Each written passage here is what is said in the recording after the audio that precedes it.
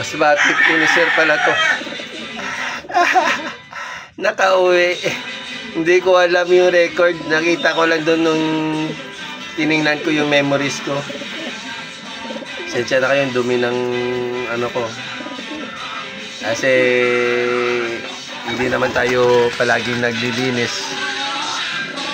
Dahil hindi naman basa. Okay lang. So yan. Mas batik finisher pala to. Loko na to. Sige po, ingat tayo, God bless.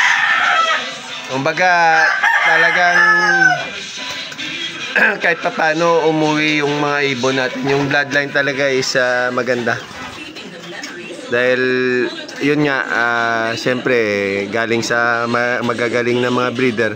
Kaso tayo nire-refine pa lang natin yung paano tayo magkondisyon at saka mag-alaga. So, yun. Karoon na rin tayo ng lap champion at saka yung recently is karoon tayo ng super set. So pa kunti-kunti lang. Pooling, marami na tayong pooling. At saka FR, may FR na rin tayo. Panalo na rin tayo ng FR po, hindi pa tayo nag-champion sa FR. Kaya nakakatuwa.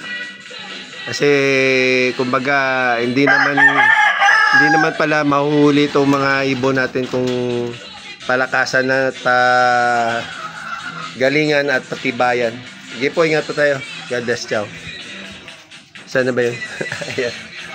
Kanina ko lang nakita. Sige, bye-bye. Okay, so, no oras na ba? Kaano ko lang, kakatapos ko lang mag-video, may dumating na isa. Ito. Yan, dumating isa natin, oh. Yan. Kararating lang. Grabe, putik, oh. Galing. Kauwi pa rin. Dire-diretso siya dito, oh. Wow na wow. Kahapon pa yan, tubig na yan. Pero okay lang. Electronic naman yun. Kauwi pa isa natin. Thank you, Lord. Thank you, Jesus Christ. May isa pa tayo. Pwede pang mahabol to. Thursday yung loading.